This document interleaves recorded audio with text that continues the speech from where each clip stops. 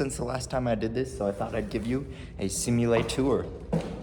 Starting off at the six-pack. The six-pack is complete. It's mostly configured, mostly complete. The heading indicator is removed right now. We've upgraded all of these instruments to the resin-printed bezels, which are a lot smoother. This yoke has been somewhat problematic. Right now it's installed a little cattywampus. It's a little hard to get this to be completely calibrated. Oh, there goes that. So we're working on making it smooth and feel good. So those are the two ones, and reliable. I guess those are three. Okay, moving on, we have the radios. The radio stack will look a lot better in the future because I'll make more designs for them. That's how fleshing out the simulator works. But currently we have one radio. We're working on building a second. We have the multi-radio right here. And we have basically everything I've made in the videos. We have our switch panel, very reliable, as long as the config is in the right place and everything. We have the throttle, which hasn't been connected, but should be really cool. There's a little piece missing right now, but we can add that. The pedestal right here just says inop, but we have the fuel selector. I just need to print the handle for the right switch. I have a handle design, but I'm not sure if it's this specific rotary switch.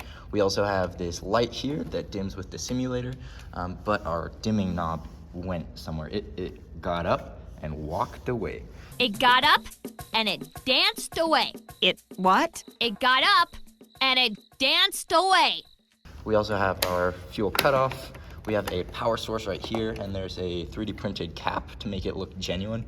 We have an audio signal that'll go to the computer, so you can have line in through your computer, and you can listen to music, plug in your phone, listen to music through the computer that runs the flight simulator. We have this trim wheel. It's a work in progress. A lot of this is a work in progress.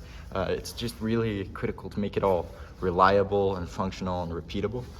We also have our flaps lever, which I think is missing the servo right now. We have our heat. Right now, these are just push-pull switches. It would be cool to design it more like the real one, where it like zoom, but this is functional for now. I believe we also have a different 3D printed head for this that'll be a lot cooler. We have our little chamber of secrets, our map box right here. So that's cool. I think I should probably make a limiter for this because it goes right now every which way.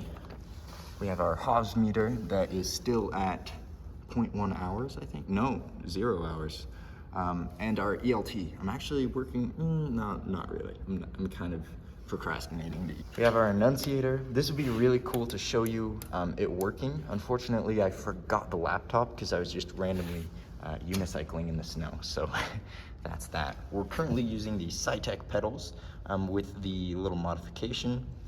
We have lighting through the glare shield right here, and I'll have to release a video on the glare shield. There's so much footage everywhere, and I have to make it somewhat coherent, unlike this video. This is done, this is in progress, basically done, but kind of awful. Done, but making some tweaks. Done, need to install, in progress. Done, but need to make them not explode. Same here, and then we just have these dimmer knobs. These are in progress. The mixture knob, technically I have it all designed, but I know it's not gonna work, like even a little bit. Our alternate static, I have 3D printed somewhere. I just think it fell off, so I think I should glue it back on or find a more elegant way to do that. Maybe a threaded insert. I think this is M3. That should be a good solution. On the outside, you'll notice it's all on wheels. It's all portable like this, and it even has a projector on here that we just display onto a whiteboard or something, so it can be super portable, or you can put a TV in front of it if you don't have a whiteboard. We're keeping it all empty for now until it's all finished. Then we'll put some sheathing on it to make it look all spicy and nice. Here's it from behind. We have our mechanism here that links the yokes, as well as in the pitch direction. I don't know what it's called. Lateral, flat, tubital. We have these bungee cords to make it stay centered. Eventually, we'd like to replace it with motors to make it extra most bestest. I mean, not pizza. We have this kind of adjustment where you can adjust it right and left a little bit, but it'd be better to have a system that works. For power, we have this power strip right here. It's not super high-tech, high-duty. What? It's not super high-tech, so I'm thinking a surge protector that's like, looks like it could survive a grenade blast would be cool. We have a, I think, 20 amp, 12 volt power supply that gets stepped down to 5 amps. No, it gets stepped down to 5 volts to power all of the backlighting and everything. We have our map box that's ever so reliable. I think if I just wrap it in some rubber bands or something, that kind of keep the tension, especially while it's gluing. I think that would help a lot. We have our controls for when the controls don't work, because they sometimes don't. And back here you can see some of the dimming cables. We have some cables just tied up for now. This actually, if you turn this on, you actually get 5 volt USB power through there, which is kind of hilarious. You can charge your phone through the simulator, just like the real airplane. We have our USB hub right here, which is really nice to have dedicated, powered, separately USB hub that goes in through one connection. We have our radio stack there. You can see how they mount through the sides. I think that's really cool. We have our 6-pack breakout thing kit shield PCB.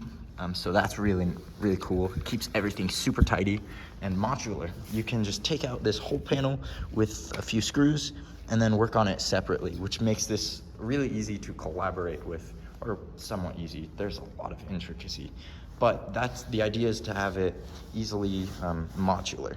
In the background, I think I spoiled it, you'll see this G1000 panel.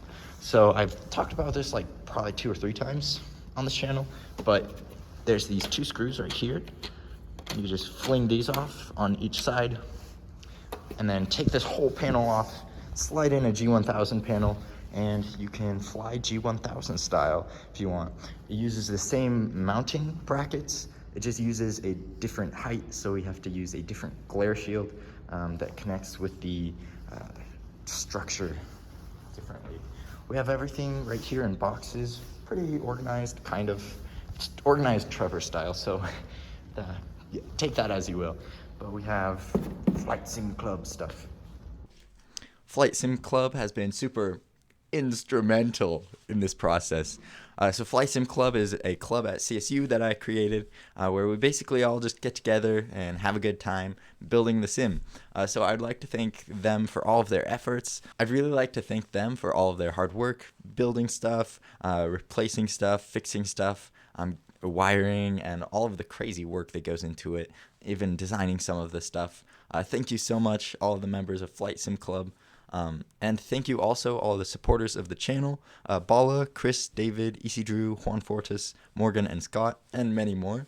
You guys help so much to help buy circuit boards for it, get 3D printing filament, all of the little expenses that kind of compound as we build an entire airplane. So thank you all so much to your support. Thank you for watching, and I will see you in the next one. Stay spicy.